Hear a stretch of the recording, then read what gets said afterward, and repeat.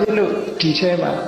စိန်ရွှေရတနာတွေထည့်ပြီးတော့ထပနာရာလေထပနာရာဆိုတာထိသွင်းထားဘာလို့ထပနာရာလဲလို့မေးလို့ရှိရင်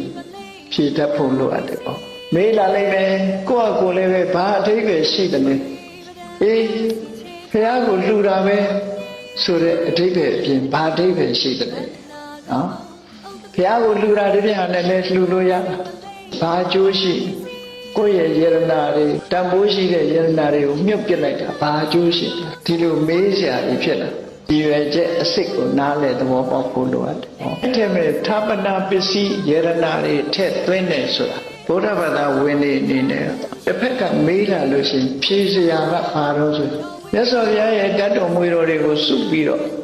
စေတီတော်ရှိသမျှကနေပြီးတော့ရှင်မာကတ္တဝတို့ကအဇာတတမင်းနဲ့တိုင်ပင်ပြီးတော့ဓာတုနိဌာနဆိုဓာတ်တော်တွေအကုန်လုံးစုပြီးတော့ထားအဲ့ဓာတ်တော်တွေစုပြီးတော့ထားတဲ့အထဲမှာတန်ဖိုးကြီးမားလာတဲ့ဗရမ ्या တတုံးကိုထည့်ထားပူဇော်ထည့်ထားပြီးတော့စာရန်ကဘာရေးထားလို့ဆိုလို့ရှိရင်နောင်ခါကာလမှာတဲ့ဒီစေတိယနိဌာနဓာတုနိဌာနအဆောက်အဦယိုယွင်းပျက်စီးခဲ့လို့ရှိရင်ဆင်းရဲနွမ်းပါတဲ့ပုဂ္ဂိုလ်တွေဘယင်တွေဟောဒီဗရမ ्या ယရနာကိုရောက်ချပြီးတော့ဒီဓာတ်တော်လိုက်ကြီးကိုပြန်ပြီးတော့ပြင်ဆင်ပါဆက်ဆံရမယ်နော်အဲ့ဒါဟာ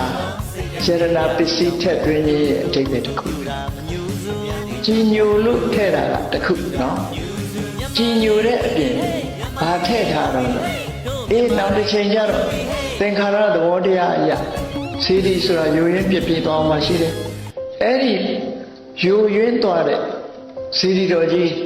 မတတ်နိုင်တဲ့အချိန်မှာမပြင်နိုင်ပါဆိုလို့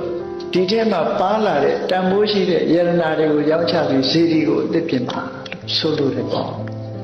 အဲ့ဒီအဓိပ္ပာယ်နဲ့ထည့်လာရကနေခုတော့ပူဇော်တယ်ဆိုတာလောက်လေးနဲ့တင်မယ်ထည့်ကြတာတွေများ